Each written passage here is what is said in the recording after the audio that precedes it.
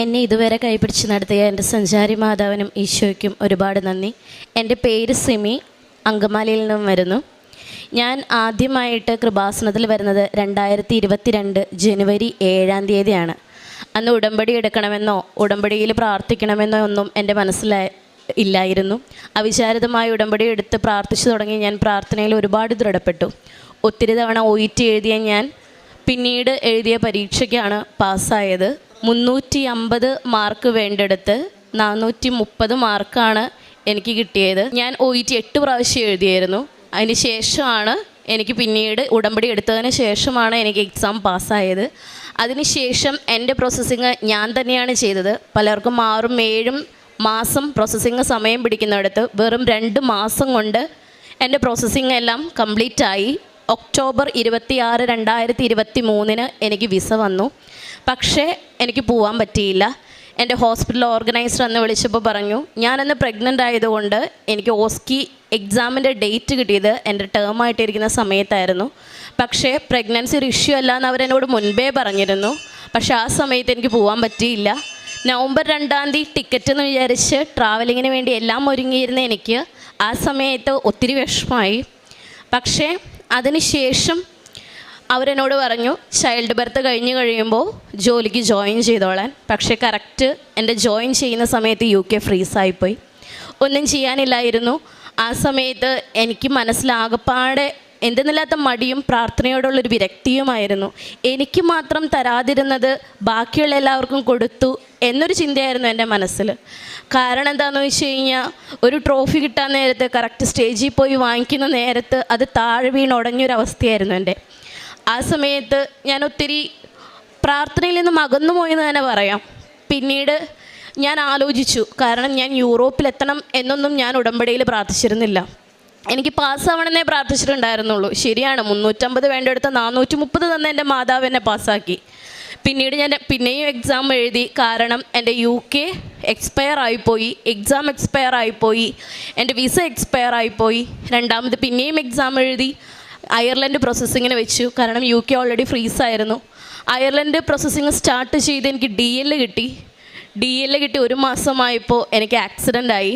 ഞാനും എൻ്റെ ഹസ്ബൻഡും 6 മാസം മാത്രം പ്രായമുള്ള എൻ്റെ കുഞ്ഞും ബൈക്കുമ്മ പോയപ്പോൾ ഒരു കള്ളുവണ്ടി ബാക്കിൽ നിന്ന് വന്ന് ഇടിക്കുകയായിരുന്നു. ഞാനും എൻ്റെ കുഞ്ഞും കൂടെ ആ NH റോട്ടിൽ മലന്നടിച്ച് വീണു. എന്താ ചെയ്യേണ്ടതെന്ന് പോലും എനിക്കറിയില്ലായിരുന്നു. കാരണം എനിക്ക് എഴുന്നേക്കാൻ പറ്റിയില്ല. എൻ്റെ കുഞ്ഞാ സമയത്ത് കിടന്ന് കരയുന്ന കണ്ടപ്പോൾ നിസ്സഹായതയോടെ കൂടി നോക്കി നിൽക്കാനേ എനിക്ക് പറ്റുള്ളൂ. വേറെ ഏതൊരു ഹോസ്പിറ്റലിൽ പോയാലും എക്സ്റേ എടുത്ത് മെഡിസിൻസ് മാത്രം തന്ന് വിടുമെന്ന് ഉറപ്പുള്ള നേഴ്സായ ഞാൻ ആ സമയത്ത് അപ്പോളോ ഹോസ്പിറ്റലിൻ്റെ ഫ്രണ്ടിൽ വെച്ചിട്ടാണ് ആക്സിഡൻ്റ് ആവുന്നത്. അന്ന് പോളിട്രോമ CT മുതൽ ഒത്തിരി CT 4 CT സ്കാൻ കഴിഞ്ഞപ്പോൾ അവർ കൺഫേം ചെയ്തു എനിക്ക് ട്യൂമറാണെന്ന്. അന്ന് എനിക്കത് ഒട്ടും ഉൾക്കൊള്ളാൻ കഴിഞ്ഞില്ല. കാരണം ഞാനതൊന്നും പ്രതീക്ഷിക്കുന്നില്ല. കാരണം യാതൊരുവിധ സിംറ്റംസും എനിക്കുണ്ടായിരുന്നില്ല.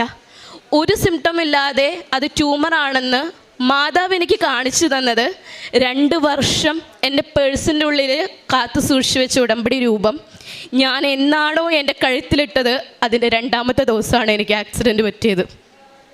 ആ ഹോസ്പിറ്റലിൻ്റെ ഫ്രണ്ടിൽ തന്നെ ആക്സിഡൻറ്റ് പറ്റിയതും എന്നെ കാത്തതും സഞ്ചാരി മാതാവ് തന്നെയാണെന്ന് എനിക്ക് ഉറപ്പുണ്ട്. കാരണം അത്രയും നാളും കാശുരൂപം തൊടാത്ത ഞാൻ അന്ന് കാശുരൂപം തൊട്ടു. എൻ്റെ കുഞ്ഞിനും ഹസ്ബൻഡിനും ഒന്നും പറ്റിയില്ല, എനിക്ക് മാത്രം. അതും എൻ്റെ ബാക്ക് മുഴുവൻ ആകപ്പാട് സ്ക്രാച്ചായി, എനിക്ക് എഴുന്നേക്കാൻ പറ്റിയില്ല. അതുകൊണ്ട് മാത്രം സ്കാനിങ് ചെയ്തു. അതിൽ ട്യൂമറാണെന്നും മനസ്സിലായി. വേറെ ഏത് ഹോസ്പിറ്റലിൽ പോയാലും ഇത്രയധികം ടെസ്റ്റ് ആരും ചെയ്യില്ലായിരുന്നു. അന്ന് ഉൾക്കൊള്ളാൻ കഴിയാതിരുന്ന ഞാൻ പിറ്റേ ദിവസം നടക്കാൻ പോലും കഴിയാത്ത സിറ്റുവേഷനിൽ എൻ്റെ കൂടെ എനിക്കെല്ലാം കൂട്ടായി നിന്ന് എൻ്റെ ഹസ്ബൻഡ് കൂടെ ഞാൻ ധ്യാനത്തിന് പോയി. 4 ദിവസത്തെ ധ്യാനം കഴിഞ്ഞിട്ടാണ് ഞാൻ ആദ്യമായിട്ടൊരു ട്രീറ്റ്മെൻറ്റിന് വേണ്ടി പോകുന്നത്. അതിനുശേഷം 6-7 ഹോസ്പിറ്റലുകളിൽ കയറി ഇറങ്ങി. എല്ലാവരും പറഞ്ഞത് ഒരേ ഒരു കാര്യമായിരുന്നു, എൻ്റെ ലെഫ്റ്റ് കിഡ്നി റിമൂവ് ചെയ്യണം.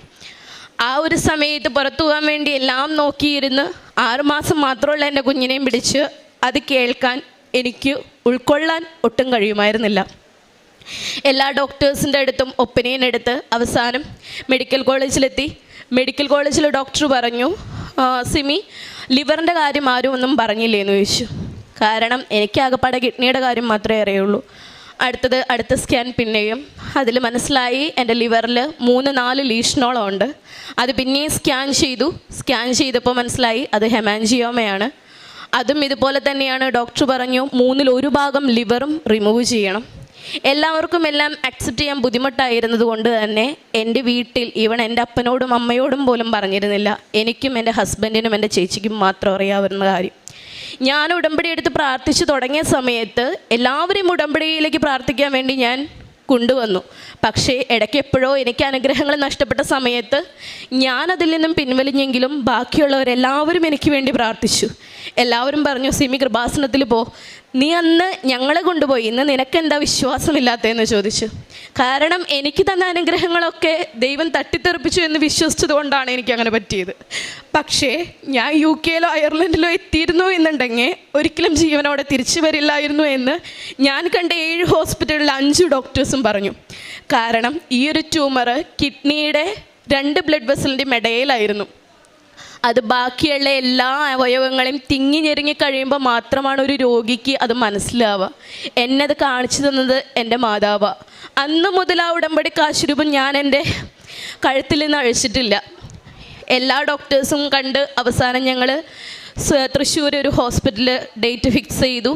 എല്ലാ തരത്തിലും ഞാൻ ഒരുങ്ങി, ശാരീരികമായും മാനസികമായും എന്തിനേറെ പറയുന്നു, രോഗിലേപനം സ്വീകരിച്ച് ആത്മീയമായി വരെ ഒരുങ്ങി. കാരണം ഈ കണ്ട എല്ലാ ഡോക്ടേഴ്സും പറഞ്ഞു സർജറി കഴിഞ്ഞാൽ ഞാൻ വെന്റിലേറ്ററിലായിരിക്കുന്നു.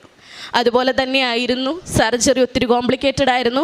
7-8 മണിക്കൂറോളമുള്ള സർജറി, ഒത്തിരി ട്യൂബിങ്സുമായിട്ടാണ് ഞാൻ പുറത്തേക്ക് വന്നത്. പക്ഷേ ബോധം തെളിഞ്ഞപ്പോൾ എൻ്റെ ഡോക്ടർ എന്ന് പറഞ്ഞാൽ പോരാ, ശരിക്കും എനിക്കൊരു ജ്യേഷ്ഠ സഹോദരനെ പോലെയായിരുന്ന ഒരു ഡോക്ടർ എന്നോട് പറഞ്ഞ ആദ്യത്തെ വാചകം, സിമി നിൻ്റെ കിഡ്നി പോയിട്ടില്ല, നിൻ്റെ ലിവർ പോയിട്ടില്ല, നിൻ്റെ കുടലും പോയിട്ടില്ല എന്ന്. കാരണം തലേ ദിവസം രാത്രി 9 മണിക്ക് വന്നിട്ട് ആ ഡോക്ടർ എന്നോട് പറയുന്ന, സിമി കുടലിൻ്റെ ഒരു ഭാഗം കൂടി റിമൂവ് ചെയ്യേണ്ടി വരുന്നു. അനസ്തേഷ്യ ഡോക്ടേഴ്സ് എന്നോട് പറഞ്ഞു ഹൈ BP ആയിരിക്കും, കാരണം ഇത് സാധാരണ ട്യൂമർ അല്ല, ഇത് BP കൂടുന്ന തരത്തിലുള്ളൊരു പ്രത്യേക ട്യൂമറാണ്. അപ്പോൾ അതിന് വേണ്ടിയിട്ട് ഞാൻ മെഡിസിൻ കഴിച്ചിരുന്നു. അപ്പോൾ സർജറിയുടെ സമയത്ത് ഓൾറെഡി ഈ ട്യൂമറിനെ ടച്ച് ചെയ്യുമ്പോൾ BP കൂടി, അതിന് വേണ്ടിയിട്ട് കുറയാൻ വേണ്ടിയിട്ട് ഒരു മെഡിസിൻ തന്നു. അതിൻ്റെ ഇടയിൽ ട്യൂമർ എടുത്തു കഴിഞ്ഞപ്പോൾ പെട്ടെന്ന് BP കുറഞ്ഞു, ഞാൻ കൊളാപ്സായി. പക്ഷേ ഈ ഒരു സമയം മുഴുവൻ സർജറി റൂമിൽ വരെ എൻ്റെ ഉടമ്പടി കാശുരൂപം കൊണ്ടാണ് ഞാൻ പോയത്. ICUലായിരുന്നു. അതിനുശേഷം വാർഡിലേക്ക് കിടത്തി. എല്ലാ സ്ഥലത്തും ഉടമ്പടി കാശുരൂപവും തൈലവും എല്ലാം എന്നെ ശരിക്കും പറഞ്ഞാൽ വഴി നടത്തി എന്ന് വേണം പറയാൻ. കാരണം ഈ ഹോസ്പിറ്റലായിരുന്നുണ്ടെങ്കിലും എല്ലാ ദിവസവും കുർബാന കാണാനൊരു സൗകര്യം, എല്ലാ ദിവസവും കുർബാന സ്വീകരിക്കാനൊരു സൗകര്യം.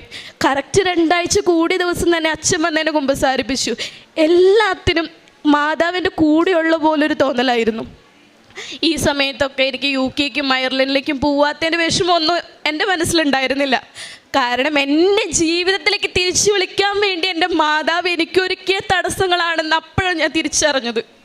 ആ സമയത്തൊക്കെ എൻ്റെ കൂടെ നിന്ന, എന്നെ കൈപിടിച്ച് എല്ലാത്തിലും നടത്തിയ എൻ്റെ ചേച്ചി ഉടമ്പടി പ്രാർത്ഥനയിൽ എനിക്ക് വേണ്ടി പ്രാർത്ഥിച്ചപ്പോൾ ഒരു 4mm എന്ന് കണ്ടായിരുന്നു. ആ 4mm ഇടയിൽ മാത്രം എൻ്റെ ട്യൂമറിൻ്റെ സർജറിയിൽ എൻ്റെ കിഡ്നി സേവ് ചെയ്യപ്പെട്ടു എന്ന് അറിഞ്ഞപ്പോൾ ഇതെല്ലാം ഒരു അനുഗ്രഹമായി കണ്ട് എൻ്റെ മാതാവിന് ഞാൻ ഒരുപാട് നന്ദി പറയുന്നു. ഇതിന് ശേഷം എനിക്ക് 3 മാസത്തോളം റെസ്റ്റായിരുന്നു. ഈ ഒരു പീരീഡിൽ ഞാൻ ഒട്ടും പ്രതീക്ഷിക്കാത്ത, അതായത് എനിക്ക് ഒട്ടും സ്വപ്നം കാണാൻ കൂടി പറ്റാത്ത നല്ലൊരു ജോലി സെൻട്രൽ ഗവൺമെൻറ്റിൽ താൽക്കാലികമാണെങ്കിൽ കൂടിയും ഒരു നഴ്സായിട്ടൊരു നല്ല ജോലിയും തന്ന് മാതാവിനെ സഹായിച്ചു. ഈ സമയം മുഴുവൻ എൻ്റെ ഒപ്പം നടന്ന എൻ്റെ കൃപാസന സഞ്ചാരി മാതാവിനും ഈശോയ്ക്കും ഒരുപാട് നന്ദി. സങ്കീർത്തനങ്ങൾ 32, 6, 7 തിരുവചനങ്ങൾ. ദൈവഭക്തർ ആപത്തിൽ അവിടുത്തോട് പ്രാർത്ഥിക്കട്ടെ. കഷ്ടത കരകവിനൊഴുകിയാലും അതവരെ സമീപിക്കുകയില്ല.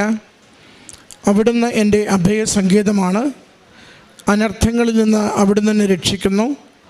രക്ഷ കൊണ്ട് അവിടുന്ന് എന്നെ പൊതിയുന്നു. സിമി എന്ന ഈ മകളുടെ അത്ഭുതകരമായ രോഗസൗഖ്യത്തിൻ്റെ സാക്ഷ്യമാണ് ഈ നിമിഷങ്ങളിൽ നമ്മൾ കേട്ടത്. മകൾ സാക്ഷ്യം തുടങ്ങുമ്പോൾ ഉടമ്പടി എടുത്ത് ഉഴപ്പിയ ഒരു ജീവിതത്തെക്കുറിച്ചാണ് പറഞ്ഞത്. ഉടമ്പടി എടുത്ത് ഇവിടെ വന്നു, ഉടമ്പടി എടുക്കണമെന്ന താല്പര്യമൊന്നും ഇല്ലായിരുന്നു. എല്ലാവരും എടുക്കുന്നത് കണ്ട് ഉടമ്പടി എടുത്തു. തിരികെ പോയിട്ട് ഒട്ടും ഗൗരവത്തിൽ അതിനെ കണ്ടില്ല. ഉടമ്പടി എടുത്ത് പേരിന് ഉടമ്പടി എടുത്തൊരു വ്യക്തി എന്ന് മാത്രമേ ഉള്ളൂ. 8 തവണ OET പരീക്ഷ എഴുതുന്നുണ്ട്, 8ഉം പരാജയപ്പെട്ടു. അതിനുശേഷമാണ് കൂടെയുള്ളവർ ഉടമ്പടി പുതുക്കണമെന്നും ഉടമ്പടി ജീവിക്കണമെന്നും മകളോട് പറയുന്നു. മകൾക്കും അത് ബോധ്യപ്പെട്ടു. കഴിവുകൊണ്ട് നേടാനാവില്ല, തടസ്സങ്ങളേറെയുണ്ട്, പലതും ഉദ്ദേശിക്കുന്നത് പോലെ പൂർത്തീകരിക്കുവാൻ സാധിക്കുന്നില്ല. അങ്ങനെയാണ് മകൾ വന്ന് ഉടമ്പടി പുതുക്കി ഒന്ന് ജീവിച്ചു തുടങ്ങുന്നത്. അത് മകൾ പറയുന്നുണ്ട്, ഒരു 1.5 ജീവിതം തുടങ്ങി, നന്നായി ഉടമ്പടി പാലിച്ചു, ഓരോന്നും ഏറ്റവും വിശ്വസ്തതയിൽ ചെയ്തു. 9ാമത്തെ തവണ എഴുതിയ OET മകൾ വിജയിക്കുന്നു. മകളത് വിദേശത്തേക്ക് പോകുവാനുള്ള പ്രോസസ്സ് സ്വന്തം നിലയിൽ ആരംഭിച്ചു. അതും ഒരു സ്വയം കഴിവിലുള്ള വിശ്വാസത്തെ സൂചിപ്പിക്കുന്നുണ്ട്. മകൾ പറയുന്നുണ്ട്, മറ്റുള്ളവർക്ക് 6-7 മാസം വൈകുന്നത് എനിക്ക് 2.5 മാസം കൊണ്ട് എനിക്ക് വിദേശത്ത് പോകുവാനുള്ള കാര്യങ്ങൾ ശരിയായി. എന്നാൽ ഇൻ്റർവ്യൂ എത്തിക്കഴിഞ്ഞപ്പോൾ തടസ്സം വീണു. അത് ഇപ്പോൾ പോകുവാനാകുമെന്ന് കരുതിയപ്പോൾ പോകാനാവാത്ത തടസ്സങ്ങൾ വന്ന് വീണു. പിന്നീട് അവിടെ ആളുകളെ എടുക്കാത്ത അവസ്ഥയായി. വീണ്ടും ഉടമ്പടി ജീവിതത്തെയാണ് അത് ബാധിച്ചത്. ഉടമ്പടിയിൽ നിന്ന് പിന്നോട്ട് പോയി. അങ്ങനെ വിദേശത്ത് പോകുവാനുള്ള പരിശ്രമങ്ങൾ 2 പരാജയപ്പെട്ട് ഇനി എന്തു ചെയ്യുമെന്നറിയാതെ സങ്കടപ്പെട്ട് ഇങ്ങനെ മുന്നോട്ട് പോകുമ്പോഴാണ് വീണ്ടും അമ്മ മാതാവ് തന്നെ മകളെ തന്നോട് അരികിൽ ചേർത്ത് പിടിച്ച് ഉടമ്പടി കാശുരൂപം എടുത്തെന്ന് ധരിക്കുവാൻ മകൾക്ക് പ്രചോദനം നൽകുന്നതും ഉടമ്പടി കാശുരൂപം ധരിക്കുന്നതും. പിന്നീട് നമ്മൾ കാണുന്നത് ഉടമ്പടി ജീവിതത്തിൻ്റെ ട്വിസ്റ്റാണ്. കാശുരൂപം ധരിക്കുമ്പോൾ അത് സംരക്ഷണമാണ്. കാശുരൂപം ധരിക്കുമ്പോൾ അത് അമ്മ മാതാവിൻ്റെ സാന്നിധ്യമാണ്. കാശുരൂപം ധരിക്കുമ്പോൾ നമുക്ക് തന്നെ പ്രത്യേകമായൊരു ആത്മബലം അത് പകരുന്നതാണ്. മകൾക്ക് സംഭവിച്ചത് മറിച്ചാണ്. ധരിക്കുന്നതിന് 2-ാം ദിവസം 2 വർഷം പേഴ്സിലുണ്ടായിരുന്ന കാശുരൂപം എടുത്ത് ധരിച്ചതിന് 2-ാം ദിവസം മകൾക്ക് വരുന്നത് മോട്ടോർ ആക്സിഡൻ്റാണ്, വാഹന അപകടം.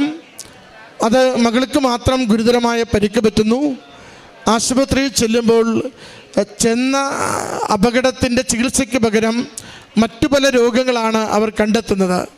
ട്യൂമറുണ്ട്, കിഡ്നിയെ സാരമായി ബാധിക്കും, ലിവറിൻ്റെ 1/3 കളയേണ്ടി വരും, കുടലിനെ സാരമായി ബാധിക്കും, BP അൺകൺട്രോൾഡ് ആവും. അങ്ങനെ എന്തിനു ചെന്നതുമായി യാതൊരു ബന്ധവുമില്ലാത്ത ഏറെ റിസൾട്ടുകളാണ് മകൾ കേൾക്കുന്നത്.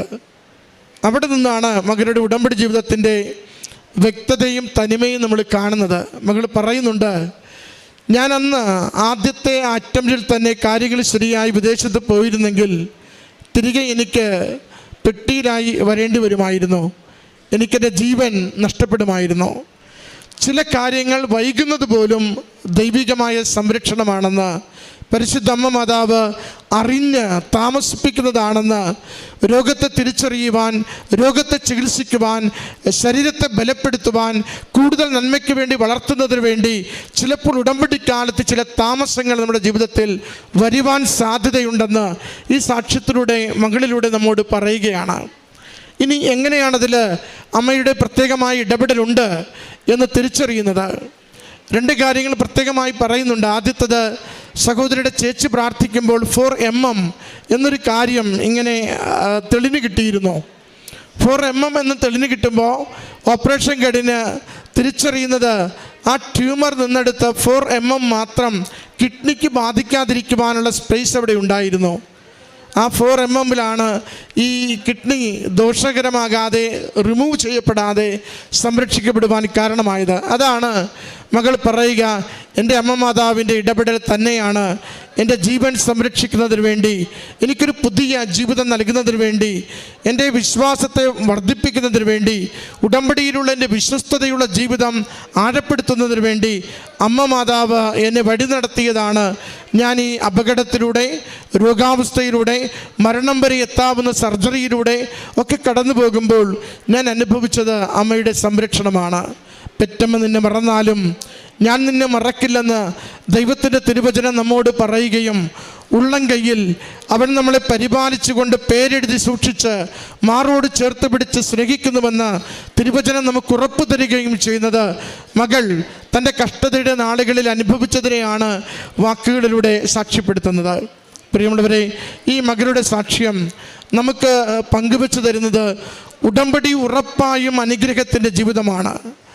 നമ്മൾ ഉടമ്പടിയിൽ നിന്ന് മാറിപ്പോയാലും നമ്മളെ മാറാതെ ചേർത്ത് പിടിക്കുന്ന രമ്പയുടെ സംരക്ഷണയിലാണ് നാം ജീവിക്കുന്നതെന്ന് മറന്നു പോകരുത്.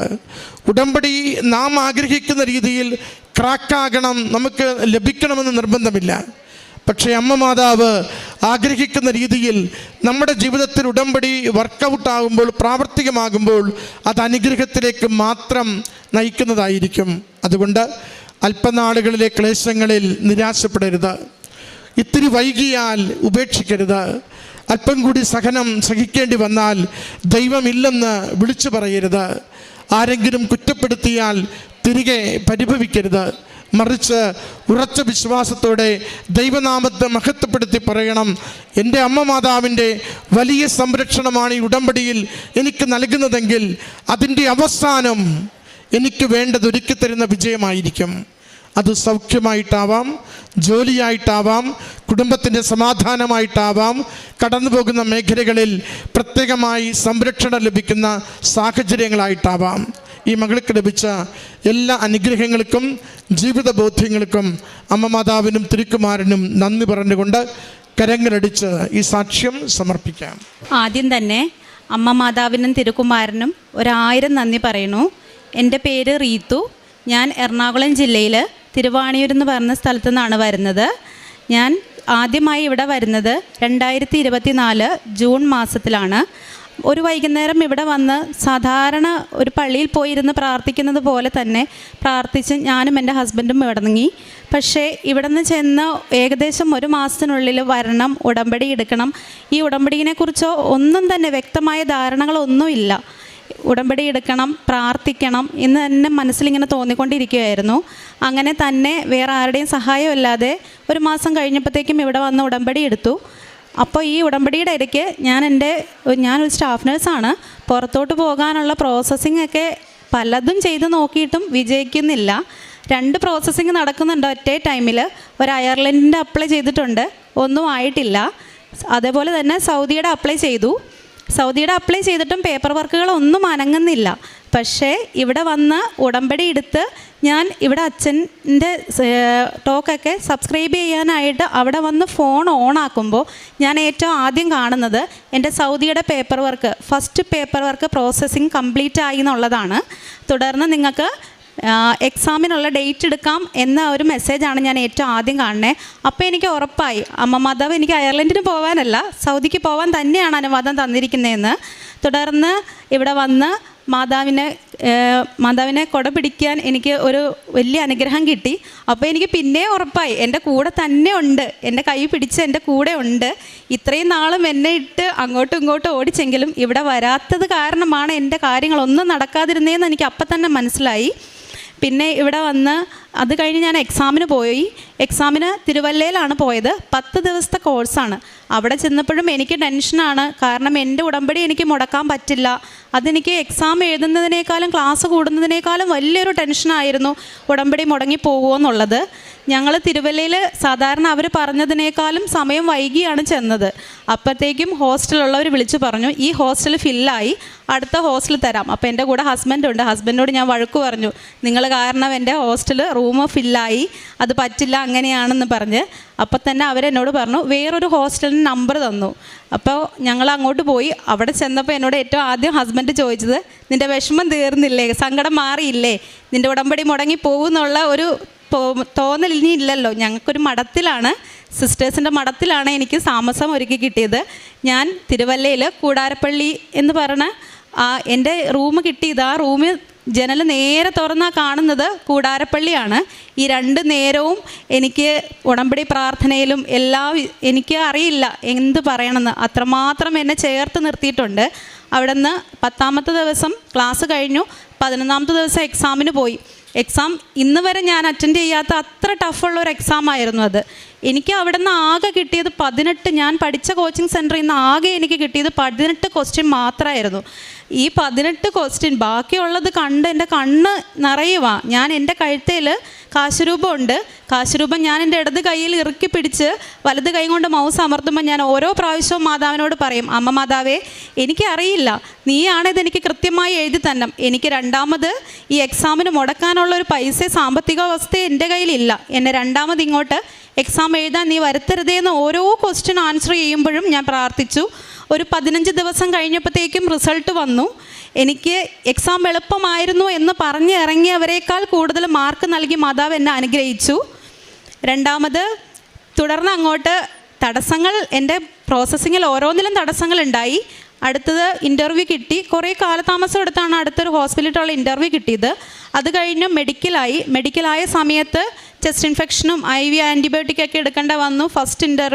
ഫസ്റ്റ് മെഡിക്കൽ അങ്ങനെ പോയി. രണ്ടാമത് ചെന്ന് കഴിഞ്ഞപ്പോൾ HCV റിയാക്റ്റീവ് ആണെന്നാണ് കാണിച്ചത്. ഇതൊരു സെക്ഷലി ട്രാൻസ്മിറ്റഡ് ഡിസീസ് അല്ലെങ്കിൽ ഒരു നീഡിൽ സ്റ്റിക്ക് ഇഞ്ചറി കാരണം ഉണ്ടായതായിരിക്കാം, എങ്ങനെയാണ് അവർ പറഞ്ഞത്. അപ്പം നമ്മൾ മാനസികമായിട്ട് ഭയങ്കരമായിട്ട് ഞാൻ തളർന്നു എന്ന് വെച്ചാൽ ഇനി എങ്ങനെ മുന്നോട്ട് പോകും എന്നുള്ളൊരവസ്ഥ വരെ എത്തി.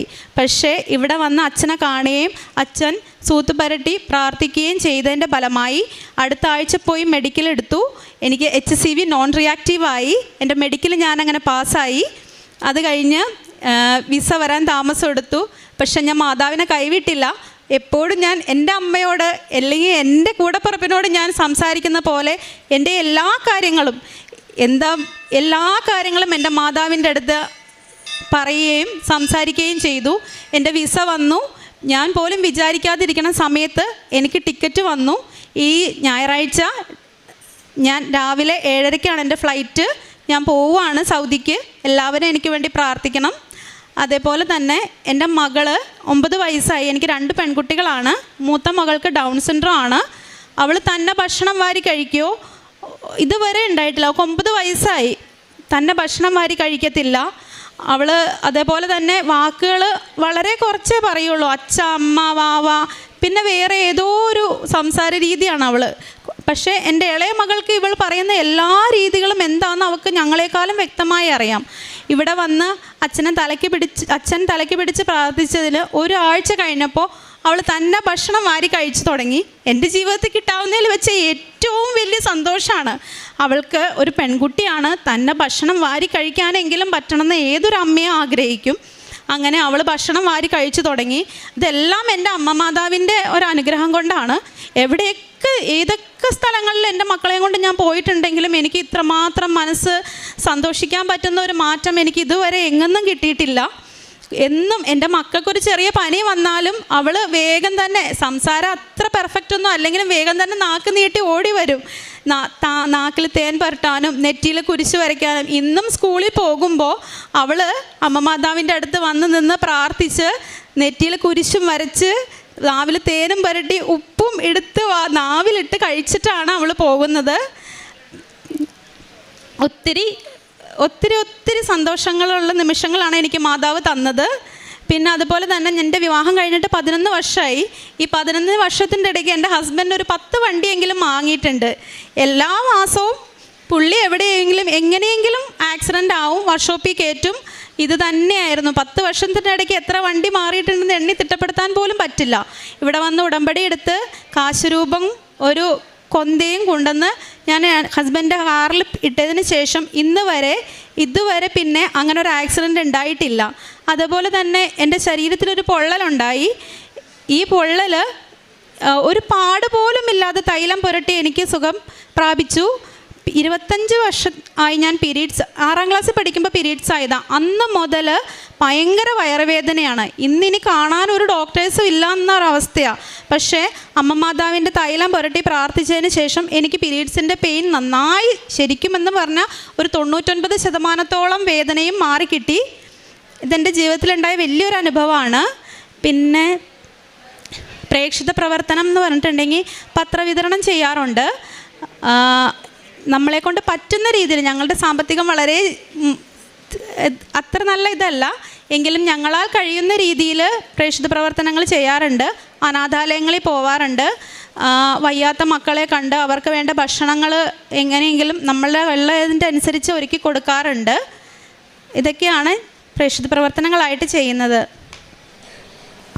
പരിശുദ്ധമ്മയ്ക്കും തിരുക്കുമാരനും നന്ദി പറയാം. യോഹന്നാൻ്റെ സുവിശേഷം 16-ാം അധ്യായം അതിൻ്റെ 29 പറയും, ശിഷ്യന്മാരെ യേശുവിനെ കുറിച്ച് പറയുന്നത്, ഇപ്പോൾ ഇതാ നീ സ്പഷ്ടമായി സംസാരിക്കുന്നു എന്ന് പറയും. ഈ ഒരു സാക്ഷ്യം നല്ല സ്പഷ്ടമായിട്ട് സ്ഫുടമായിട്ട് നമ്മളുടെ മുമ്പിൽ ഒരു കുറവുമില്ലാതെ വളരെ ഫ്ലോയിൽ ആത്മാർത്ഥമായിട്ട് പറയുന്നത് അത് ഹൃദയത്തിൽ നിന്നും വരുന്നത് കൊണ്ടാണ്. തീർച്ചയായിട്ടും ഇപ്പോൾ ഈ മകളുടെ ജീവിതത്തിൽ പറഞ്ഞൊരു കാര്യമുണ്ടോ, ഞാൻ പരീക്ഷയ്ക്ക് പോകുമ്പോൾ എൻ്റെ പരീക്ഷയോ അല്ലെങ്കിൽ മറ്റു കാര്യങ്ങളോ അല്ല എനിക്ക് ഏറ്റവും വിഷമം, എൻ്റെ ഉടമ്പടി പ്രാർത്ഥന മുടങ്ങിപ്പോകുമോ എന്നുള്ളതാണ് ഏറ്റവും വലിയ വിഷമമെന്നാണ് ഈ മകൾ ഇവിടെ പറഞ്ഞത്. അത് കഴിഞ്ഞിട്ട് ജീവിതത്തിലുടനീളം കർത്താവിൻ്റെ ആ ഒരു ഇടപെടലെ, നീ ദൈവമായ കർത്താവിൽ വിശ്വസിക്കുക, നീയും നിൻ്റെ കുടുംബവും രക്ഷ പ്രാപിക്കുമെന്ന് പറഞ്ഞതുപോലെ കർത്താവിലുള്ള വിശ്വാസ ഉടമ്പടിയിലൂടെ ഉറപ്പിച്ചു കഴിഞ്ഞപ്പോൾ സൗദിയിലേക്കുള്ള ജോലിയുടെ എല്ലാ കാര്യവും കർത്താവ് ക്ലിയർ ചെയ്ത് കൊടുത്തു.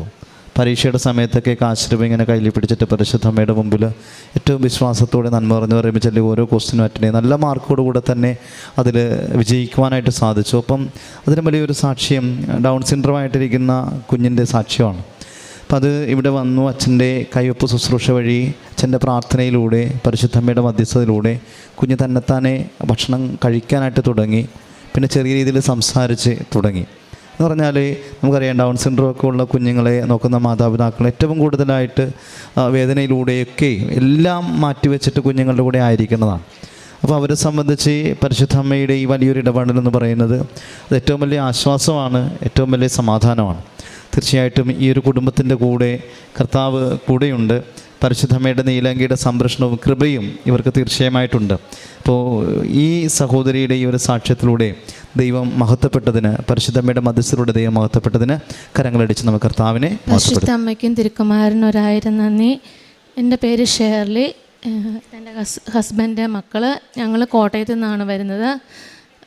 ഞാൻ 2022 ഓഗസ്റ്റ് 29 ഞാൻ ഉടമ്പടി എടുത്തത്. ഇവിടെ വന്ന് ഉടമ്പടി എടുത്ത് 7 ദിവസത്തിനകം എനിക്ക് UK ഒരു ഇൻ്റർവ്യൂ അറ്റൻഡ് ചെയ്യാൻ പറ്റുകയും അങ്ങനെ നവംബർ 29 ഞാൻ UK എത്തുകയും ചെയ്തു. പിറ്റേ ദിവസം തന്നെ ഞങ്ങൾ ഡ്യൂട്ടി സ്റ്റാർട്ട് ചെയ്തു. ഡ്യൂട്ടി സ്റ്റാർട്ട് ചെയ്ത് 3 മാസം കഴിഞ്ഞാണ് എൻ്റെ ഹസ്ബൻഡും മക്കളും അങ്ങോട്ട് കയറി വരുന്നത്.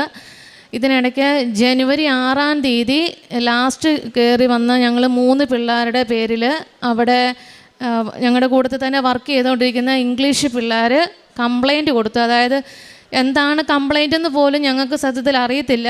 ജനുവരി 6-ന് കംപ്ലൈൻറ്റ് പോയിട്ട് ഫെബ്രുവരി 3-ാമത്തെ ആഴ്ചയാണ് ഞങ്ങൾക്ക് അത് ഞങ്ങൾ ഡ്യൂട്ടി ചെയ്യുന്ന സമയത്ത് പോലീസ് സ്റ്റേഷനിൽ നിന്ന് ഡയറക്റ്റ് ഞങ്ങളെ പോലീസ് വിളിക്കുകയാണ്, നിങ്ങളുടെ പേരിൽ ഇങ്ങനെ ഒരു കേസ് ഫയൽ ചെയ്തിട്ടുണ്ട്, നിങ്ങൾ പോലീസ് സ്റ്റേഷനിൽ സറണ്ടർ ആയില്ലെങ്കിൽ ഞങ്ങൾക്ക് നിങ്ങളെ അറസ്റ്റ് ചെയ്യേണ്ട വരുമെന്നും പറഞ്ഞ്. അപ്പം നമുക്ക് സത്യത്തിൽ എന്താണ് സംഭവം ഒന്നും അറിയത്തില്ല. നമ്മൾ നോർമലി ഡ്യൂട്ടി ചെയ്യുന്ന പോലെ ആ ദിവസവും ഞങ്ങൾ ഡ്യൂട്ടിക്ക് ചെന്നതാണ്. നമ്മുടെ ഇവിടെയൊക്കെ ആണെങ്കിൽ എന്തെങ്കിലും ഒരു ഇഷ്യൂ ഉണ്ടായാൽ ഒരാളറിഞ്ഞു, അങ്ങനെ പലരും പറഞ്ഞു നമുക്കറിയാൻ പറ്റും. പക്ഷേ ഇവിടെ ആരും നമ്മളോടൊന്നും പറയത്തില്ല, എല്ലാവരും സീക്രട്ടായിട്ടാണ് വെക്കുന്നത്. അപ്പം ഞങ്ങൾ ചെന്നിട്ടും 3 മാസം ആയതുള്ളൂ. അപ്പം ഞാൻ പറഞ്ഞു, സാറേ ഞങ്ങൾക്ക് ഇവിടുത്തെ പോലീസ് സ്റ്റേഷൻ അറിയത്തില്ല, ഞങ്ങൾക്കൊന്നും അറിയത്തില്ല എന്ന് പറഞ്ഞു. അപ്പം ഞങ്ങൾ പെട്ടെന്ന് ഭയങ്കര ഡിപ്രസ്ഡ് ആയെന്ന് കണ്ടപ്പോഴത്തേനും അവർ പറഞ്ഞു, ഞങ്ങൾ നിങ്ങളുടെ ഹോമിൽ വന്ന് ഞങ്ങൾ നിങ്ങളെ ഇൻവെസ്റ്റ് ചെയ്തോളാം, അപ്പം നിങ്ങൾ അതുമായിട്ട് കോപ്പറേറ്റ് ചെയ്തില്ലെങ്കിൽ ഞങ്ങൾക്ക് നിങ്ങളെ അറസ്റ്റ് ചെയ്യേണ്ടി വരുമെന്ന് പറഞ്ഞു. അപ്പം മക്കളും ഹസ്ബൻഡും കയറി വന്നിട്ട് ഒരാഴ്ച കഴിഞ്ഞപ്പോഴാണ് ഇങ്ങനെ ഒരു പ്രശ്നം വരുന്നത്. അപ്പം നമ്മൾ തനിയാണെങ്കിൽ നമുക്ക് കയറിപ്പോയാൽ അല്ലെങ്കിൽ ജയിലിലാണെങ്കിലും നമുക്കൊരു പ്രശ്നമില്ല. പക്ഷേ ഇവർ കയറി വന്ന സമയത്ത് എന്ത് ചെയ്യൂ എന്നുള്ളൊരവസ്ഥയായി. നാട്ടിലേക്ക് തിരിച്ചു വരാൻ പറ്റത്തില്ല, മക്കൾ ഹസ്ബൻഡ് ഒറ്റയ്ക്കാകും, പുള്ളിക്ക് ജോലി ആയിട്ടില്ല. അപ്പോഴും ചെറിയ കാര്യത്തിന് ഭയങ്കര ടെൻഷൻ അടിക്കുന്ന എനിക്ക് ഭയങ്കര വിശ്വാസമാണ്. എന്നെ ഇവിടെ കൊണ്ടുവന്ന അമ്മയാണെങ്കിൽ ഞാൻ ഒരിക്കലും തിരിച്ചു പോകേണ്ട വരത്തില്ല എന്നുള്ളൊരു വിശ്വാസം ഉണ്ടായിരുന്നു. അങ്ങനെ പോലീസുകാരുടെ ഇൻവെസ്റ്റിഗേഷൻ കഴിഞ്ഞു. നമ്മളവിടെ ചെന്ന് 6 മാസത്തിനുള്ളിൽ രജിസ്ട്രേഷൻ ആയില്ലെങ്കിൽ നമുക്ക് പിന്നെ ജോലി ചെയ്യാൻ പറ്റത്തില്ല അവിടെ. അങ്ങനെ ഏപ്രിൽ കഴിഞ്ഞ് മെയ് ജൂൺ 2 എൻ്റെ ആ രജിസ്ട്രേഷൻ്റെ കാലാവധി തീരും. അങ്ങനെ ജൂൺ മുതൽ ഒക്ടോബർ 12 വരെ ഞാൻ സസ്പെൻഷനിലായി. അവിടെ എനിക്ക് ഞാനൊരു കെയർ ഹോമിലാണ് വർക്ക് ചെയ്യുന്നത്. അപ്പോൾ എനിക്ക് ആ കെയർ ഹോമിൽ ചെല്ലാനോ അവിടുത്തെ ഒരു ഇതിലും പാർട്ടിസിപ്പേറ്റ് ചെയ്യാനോ പറ്റത്തില്ല.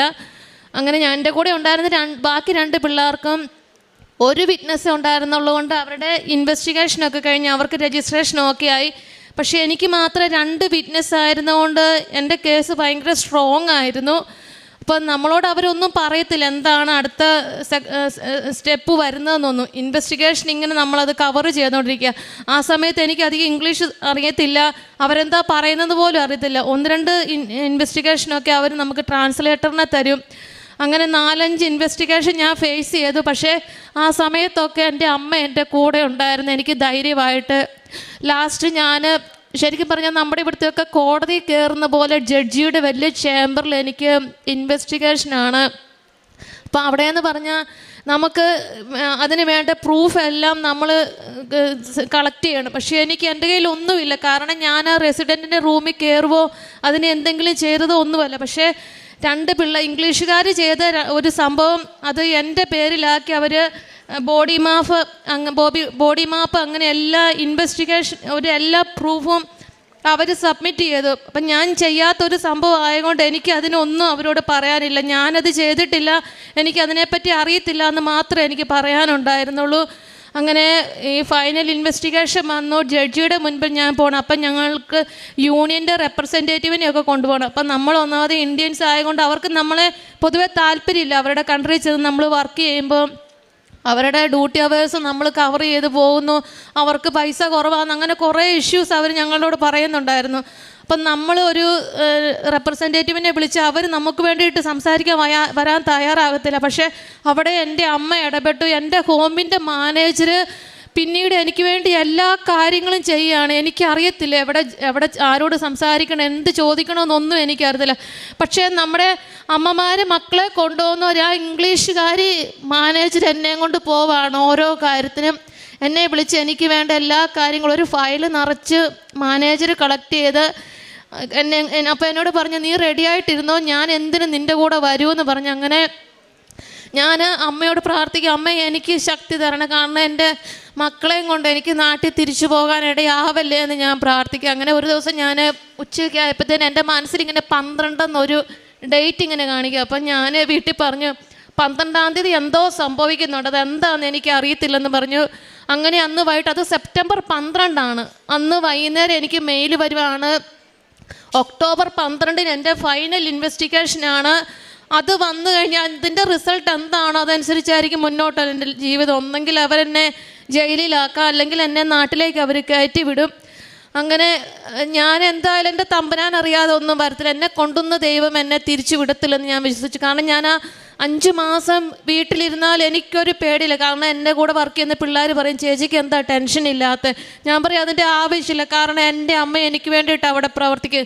കാനായി വെള്ളം വീഞ്ഞാക്കാൻ ഈശോയോട് പറഞ്ഞ അമ്മ എനിക്ക് വേണ്ടിയത് അവിടെ ചെയ്യുമെന്ന് ഞാൻ ഉറച്ച് വിശ്വസിച്ചു. അങ്ങനെ ഇൻവെസ്റ്റിഗേഷൻ വന്നു.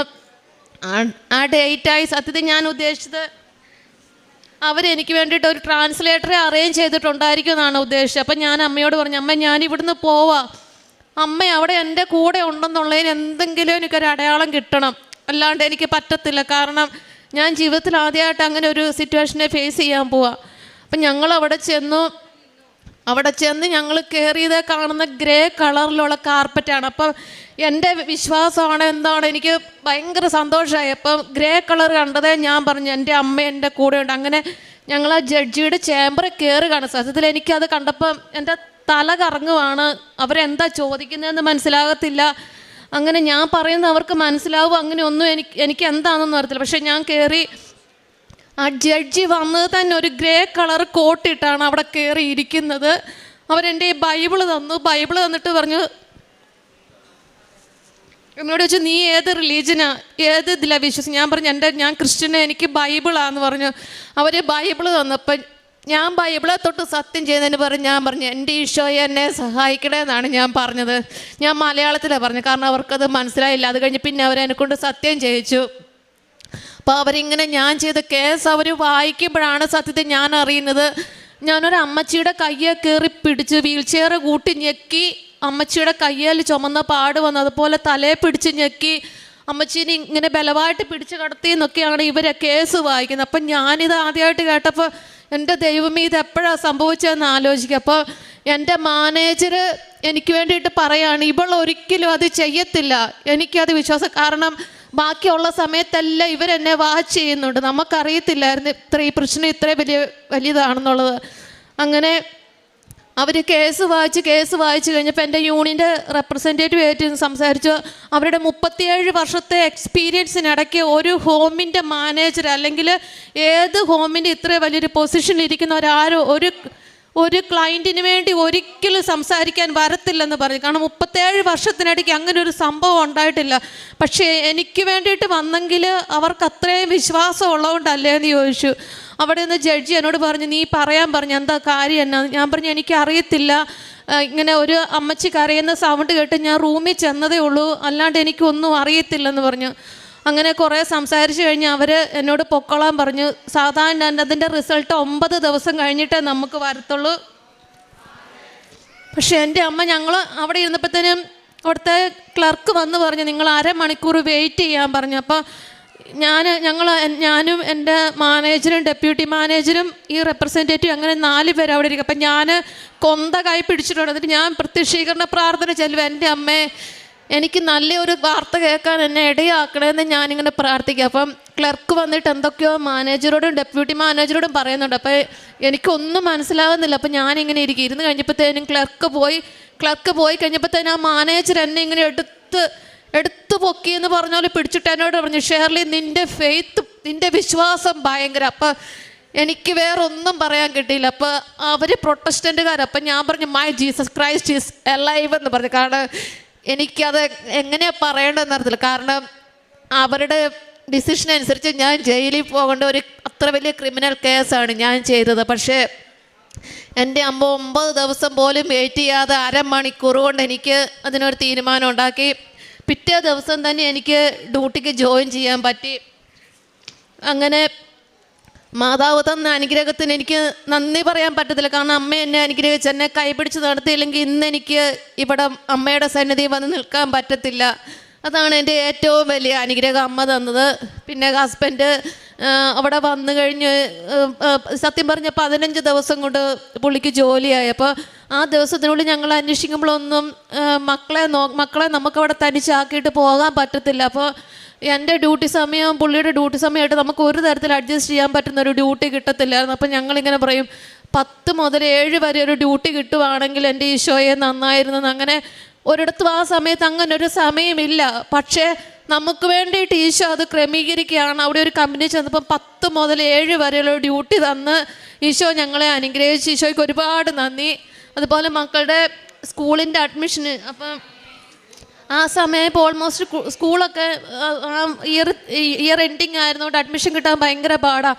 പക്ഷേ അമ്മയോട് പ്രാർത്ഥിച്ചതുപോലെ തന്നെ നമ്മുടെ കാത്തലിക് സ്കൂളിൽ തന്നെ നെക്സ്റ്റ് ഇയറിലേക്ക് ഇവർക്ക് അഡ്മിഷൻ കിട്ടാനും ഒരു തടസ്സവും കൂടാതെ പഠിക്കാനുള്ള വലിയ അനുഗ്രഹം അമ്മ മാതാവ് ഈശോയും തന്ന് ഞങ്ങളെ അനുഗ്രഹിച്ചു. പിന്നെ പ്രേക്ഷിത പ്രവർത്തനം എന്ന് പറയുന്നത് ഞങ്ങൾ പത്രം കൊടുക്കുക. അതിൽ കൂടുതൽ നമ്മൾ പത്രത്തിനേക്കാൾ ഉപരിയായിട്ട് ഞാൻ എൻ്റെ അമ്മയെക്കുറിച്ച് എല്ലാവരോടും പറയും. അപ്പം നമ്മൾ പറയുമ്പം അവർ നമ്മുടെ കാര്യങ്ങൾ വിശ്വസിച്ച് അമ്മയുടെ അടുത്ത് വരാനും ഉടമ്പടിയിലായിരിക്കാൻ അവർക്ക് സാധിച്ചിട്ടുണ്ട്. പിന്നെ കാരുണ്യ പ്രവർത്തികൾ എന്ന് പറയുന്നത് എനിക്ക് കിട്ടുന്ന സാലറിയുടെ ഒരു വീതം ഞാൻ പാവങ്ങൾക്കായിട്ട് ഞാനത് അയക്കുന്നുണ്ട്. പിന്നെ കുർബാന ഓഫ് കിട്ടുന്ന എല്ലാ ദിവസവും ഞങ്ങൾ കുർബാനയ്ക്ക് പോകും. കുമ്പസാരം മുടക്കാറില്ല. ബൈബിൾ വായന ജപമാല ഒരു ദിവസം എത്ര ചെല്ലുന്നതെന്ന് ഞങ്ങൾക്ക് കണക്കില്ല. അതുപോലെ ഞങ്ങൾ പ്രാർത്ഥിക്കും.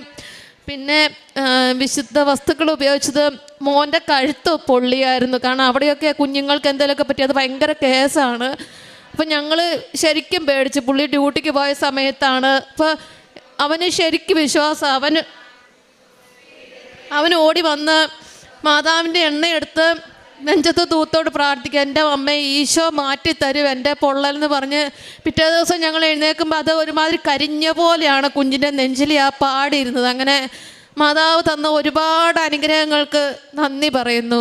1 രാജാക്കന്മാർ 8-ാം അധ്യായത്തിൽ തിരുവചനങ്ങൾ അരുളി ചെയ്യുന്നു, അവരെ തടവിലാക്കിയവർ അവരോട് കാരുണ്യം കാണിക്കുന്നതിന് അങ്ങ് കൃപ ചെയ്യണമേ. ഈജിപ്തിലെ ഇരുമ്പ് ചൂളയിൽ നിന്ന് അങ്ങ് മോചിപ്പിച്ച അങ്ങയുടെ ജനവും അവകാശവുമാണല്ലോ അവർ. ഇത് സോളമൻ രാജാവിൻ്റെ പ്രാർത്ഥനയാണ്. അതായത് വാഗ്ദാന പേടകം ദേവാലയത്തിൽ പ്രതിഷ്ഠിച്ച് അതിനുശേഷം സോളമൻ കർത്താവിന് വേണ്ടിയിട്ട് ഒരാലയം പണിയുവാൻ ദാവീദ് രാജാവ് പരിശ്രമിക്കുന്നു, എന്നാൽ നിൻ്റെ മകനായിരിക്കും എനിക്ക് വേണ്ടി അത് ചെയ്യുക എന്ന് ദൈവം അരുളി ചെയ്ത വാക്കുകൾ നിറവേറുമാറ് സോളമൻ രാജാവ് ദേവാലയം പണി കഴിക്കുകയും ആ ദേവാലയത്തിൽ നിന്നുകൊണ്ട് രാജാവ് പ്രാർത്ഥിക്കുന്ന പ്രാർത്ഥനയാണിത്. ഇവിടെ ഷേർലി തോമസ് എന്ന ഈ മകൾ തൻ്റെ ജോലിയിൽ തനിക്കുണ്ടായ തടസ്സങ്ങൾ, അതായത് താൻ ജയിൽ ശിക്ഷയ്ക്ക് വരെ വിധേയയാകേണ്ടി വരുന്ന അവസ്ഥ, എന്തായിരുന്നു കേസ് എന്നുള്ളതൊക്കെ ഈ മകൾ വിശദമായിട്ട് ഇവിടെ പറഞ്ഞു. താൻ അങ്ങനെ ഒന്നും ചെയ്തിട്ടില്ല, തനിക്കിതിനെക്കുറിച്ചൊന്നും അറിയില്ല, ഭാഷ പോലും തനിക്ക് ക്ലിയർ ആകാത്ത അവസ്ഥയിൽ എന്ത് ചെയ്യണം ആരുമില്ലാത്ത ഒരവസ്ഥ. ഇവിടെയാണ് പരിശുദ്ധ അമ്മ സദുപദേശത്തിൻ്റെ മാതാവ് എങ്ങനെ ഓരോ മക്കളെയും വഴി നടത്തുന്നു. അമ്മ അഡ്വക്കേറ്റ് ആവുകയാണ്, അമ്മ ജയിലിൽ വരികയാണ്, സൂപ്പർവൈസർ ആവുകയാണ്. അമ്മ ഓരോ അനുഭവ സാക്ഷ്യത്തിലും അമ്മയുടെ റോള് അമ്മ മാറ്റിക്കൊണ്ടിരിക്കുകയാണ്. ഓരോ മക്കളുടെ ജീവിതത്തിൻ്റെ അവസ്ഥകളിലേക്ക് അമ്മ ഇറങ്ങി വരുന്നു. അങ്ങനെ തനിക്കും തൻ്റെ കുടുംബത്തിനും ഇന്ന് ഇവിടെ വന്ന് നിൽക്കുവാൻ, അല്ലെങ്കിൽ തനിക്ക് കിട്ടേണ്ടത് ജയിൽ ശിക്ഷ തന്നെയാണെന്നാണ് ഈ മകൾ പറയുക. തനിക്ക് വേണ്ടിയിട്ട് വാദിക്കാൻ ആരുമില്ലാത്തപ്പോൾ ആ കെയർ ഹോമിൻ്റെ മാനേജർ തന്നെ എങ്ങനെയാണ് തനിക്ക് വേണ്ടിയിട്ട് വാദിക്കുന്നത്? തനിക്ക് സ്വാധീനിക്കാൻ ആളില്ല, അർത്ഥമില്ല. എന്നാൽ താനൊന്നും പറയാതെ ആ മാനേജർ തനിക്ക് വേണ്ടിയിട്ട് വാദിക്കുന്നു, തൻ്റെ കാര്യത്തിൽ ഇടപെടുന്നു. മറ്റുള്ളവർക്കൊക്കെ ദൃക്സാക്ഷികൾ ഒരാളായിരുന്നെങ്കിൽ തനിക്ക് ദൃക്സാക്ഷികൾ 2 പേരായിരുന്നു താൻ ചെയ്ത കുറ്റത്തിന്. അപ്പോൾ അത്രയേറെ പ്രയാസമായിരുന്നു തനിക്ക് ആ കേസിൽ നിന്ന് മോചനം കിട്ടുക എന്നുള്ളതൊക്കെ ഈ മകൾ പറയുമ്പോൾ നാം കേട്ട കാര്യമാണ്.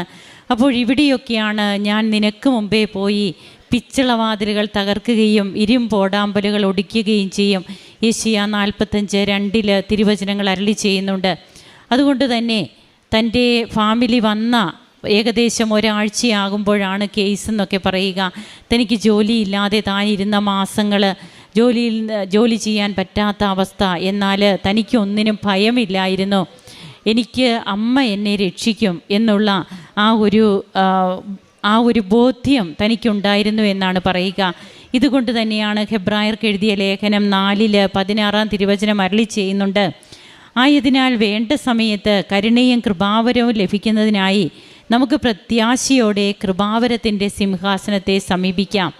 ഈ കൃപാവരത്തിൻ്റെ സിംഹാസനത്തിൽ നമുക്ക് പരിചയപ്പെടുത്തുന്നതിന് ഒരമ്മ, സ്വർഗത്തിൻ്റെ അമ്മ തയ്യാറായി നിൽക്കുകയാണ്. അമ്മയാണ് ഈശോയ്ക്ക് എല്ലാ കാര്യങ്ങളും, നമ്മെക്കുറിച്ചുള്ള എല്ലാ ഡീറ്റെയിൽസും അമ്മയാണ് പറഞ്ഞു കൊടുക്കുക. തങ്ങളുടെ കൂദാശ ജീവിതം എവിടെയാണെങ്കിലും അവിടെ ആയിരുന്നപ്പോഴും പ്രാർത്ഥന മുടക്കാറില്ല. കാരുണ്യ പ്രവർത്തനങ്ങൾ, അതുപോലെ തന്നെ കൂദാശ ജീവിതം, ജപമാല മുടക്കാറില്ല. ഇതൊക്കെ ഈ മകൾ പറയുമ്പോൾ ദൈവം കൂടെ വന്ന് അവരെയും സംരക്ഷിക്കുന്ന, ഈജിപ്തിലെ ഇരുമ്പ് ചൂളയിൽ നിന്ന് എങ്ങനെയാണോ ഇസ്രായേൽക്കാരെ വാഗ്ദാന നാട്ടിലേക്ക് തിരഞ്ഞെടുക്കപ്പെട്ട ജനതയെ മോശ വഴി നയിച്ചത്, അതേപോലെ നമുക്ക് വേണ്ടിയിട്ട് ഓരോരുത്തരെ ദൈവം ഒരുക്കുകയാണ്. ഈ മകൾക്ക് കിട്ടിയ, കുടുംബത്തിന് ലഭിച്ച എല്ലാ നന്മകൾക്കും കരങ്ങളടിച്ച് നമുക്ക് ഈശോയ്ക്കും അമ്മയ്ക്കും നന്ദി പറയാം. യേശുവേ നന്ദി, യേശുവേ സ്തുതി, യേശുവേ ആരാധന.